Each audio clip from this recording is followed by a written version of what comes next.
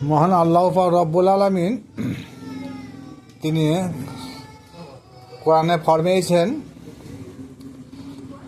যে তোমরা যারা আমাকে ভালোবাসতে চাইছো তাদেরকে বলছি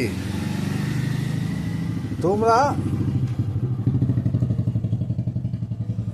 আমার রসুলকে ভালোবাসো। আমার রসুলকে ভালোবাসলেই আমাকে ভালোবাসা হবে। এটা মহান আল্লাহ পাকেরই বাণী।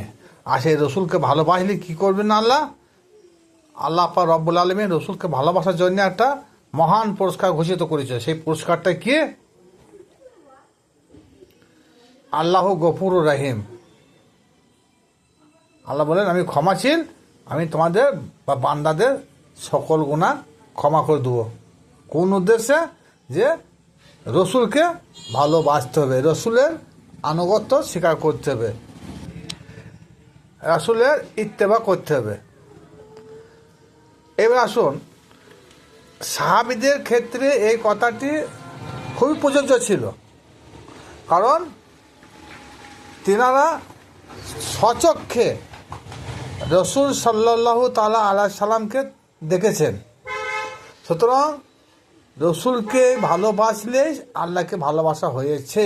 রসুলের আনুগত্য স্বীকার করেছে, সেই আনুগত্যটা আল্লাহরই আনুগত্য স্বীকার করা হয়েছে। এইবার এই বিংশ শতাব্দীর যুগে 1400-1450 বছর পর আমাদের কাছে সেই নবী মোহাম্মদ মুস্তাফা সাল্লাল্লাহু তাআলা আলাইহি সাল্লাম, তিনি যে নবী এবং রসুল, তিনি তো আমাদের সম্মুখে নাই। তাহলে আমরা আল্লাহকে ভালোবাসি কি করে? কারণ আল্লাহকে ভালোবাসতে গেলে রসুলকে ভালোবাসতে হবে। তাহলে এখন রসুল তো আমাদের সম্মুখে নাই। আল্লাহ পাক রব্বুল আলামিন এরকম কিছু বলেন নাই যে রসুল যখন থাকবে না রসুলের বিধানকে মেনে নেবে তাহলে রসুলের আনুগত্য স্বীকার করা হবে, এরকম কথা বলেন নাই। রসুলের হাদিসকে মেনে নিলেই রসুলের আনুগত্য স্বীকার করা হবে, এ কথাও আল্লাহ বলেন নাই। কিন্তু আনুগত্য বা অনুসরণ বা ভালোবাসা চাক্ষুষ প্রমাণ হতে হয়, নচেত সেই আনুগত্য বা ভালোবাসা বা অনুসরণ হতে পারে না। এর পরিপ্রেক্ষিতে কেউ যদি বলে আলেমদের অনুসরণ করতে হবে, আলেমদের আনুগত্য স্বীকার করা মানে সেই নবী মোহাম্মদ মুস্তাফা, তিনি যে নবী এবং রসুল, তিনার আনুগত্য স্বীকার করা হবে, এটা কখনো নয়। কারণ প্রচেষ্টা দুরকম হয়ে যাচ্ছে। আল্লাহ পাক রব্বুল আলামিন কখনো কোনো জায়গায় বলে না যে এই মোল্লাদের অনুসরণ আল্লাহর অনুসরণ হবে, মোল্লাদের আনুগত্য করলে আল্লাহরই আনুগত্য হবে, মোল্লাদের ইত্তেবা করলে আল্লাহরই ইত্তেবা করা হবে। এই কথা কোরআন শরীফে কোনো একটা আয়াত কেউ দেখাইতে পারবে না। এবার আসুন, কোরআন ভিত্তিতে এটা জবাব দিতে হবে।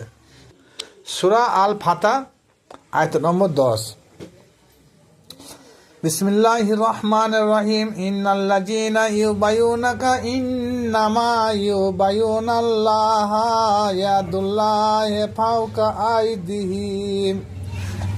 আল্লাহ বলেন, নিশ্চয় আমার রসুলের হাতে যারা হাত দিয়ে বায়াত গ্রহণ করে তারা আল্লাহরই হাতে হাত দিয়ে বায়াত গ্রহণ করে। এই আয়াত থেকে প্রমাণিত যে রসুলের হাত আল্লাহরই হাত। রসুলের হাতে যারা বায়াত গ্রহণ করে তারা রসুলের হাত নয়, এটা স্বয়ং আল্লাহরই হাত। বোয়ালি শাহ কালান্দার রহমতুল্লাহ আলাইহি, তিনি বিখ্যাত একজন আল্লাহর ওলি, তিনি বলছেন যখন আমি আপন মুর্শিদের হাতে হাত রাখিয়া বায়াত গ্রহণ করলাম তখন কি বললেন যে এটা না, এটা আমার মুর্শিদের হাত নয়, এটা রসুলের হাত।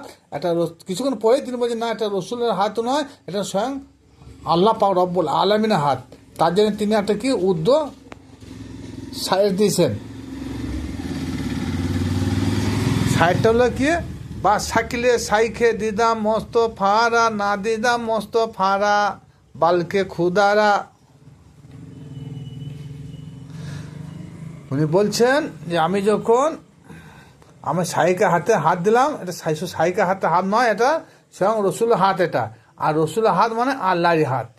তাহলে এইখানেই প্রমাণ হলো যে আল্লাহকে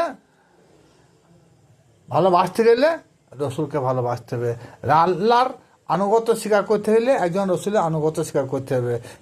সুতরাং সেই নবী মোহাম্মদ মোস্তফা সাল্লাল্লাহু তাআলা আলাইহি সাল্লাম তিনি যে রসুল এবং নবী, কিন্তু খাতেমুন নবী কথাটা বলা হয়েছে, খাতেমুন রসুলের কথা কোরআনে কোনো জায়গায় বলা হয় নাই।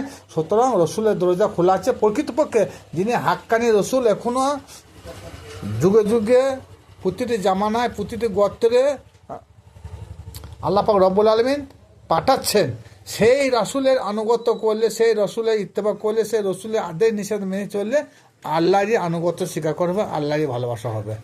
তবে নামধারী রসুল হলে হবে না। যে রসুলের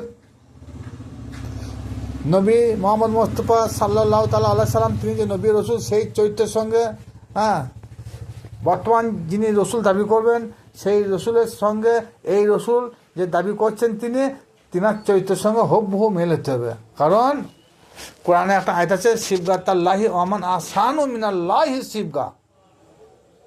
আল্লাহ পাক রব্বুল আলামিন বলেন তোমরা আমার রঙে রঞ্জিত হয়ে যাও। এখানে তফসিরে বর্ণিত হয়েছে যে আল্লাহর কোনো রং নাই, আল্লাহর রং দেখতে গেলে বুঝতে গেলে রসুলের রং। আর রসুলের রং মানে এখন বর্তমান যারা রসুল নির্বাচন করেছেন সেই রসুলকে ওই রসুলের রঙের সঙ্গে মিলিত হতে হবে, নচেত মৌখিকভাবে শুধু রসুল বলে দাবি করলে হবে না।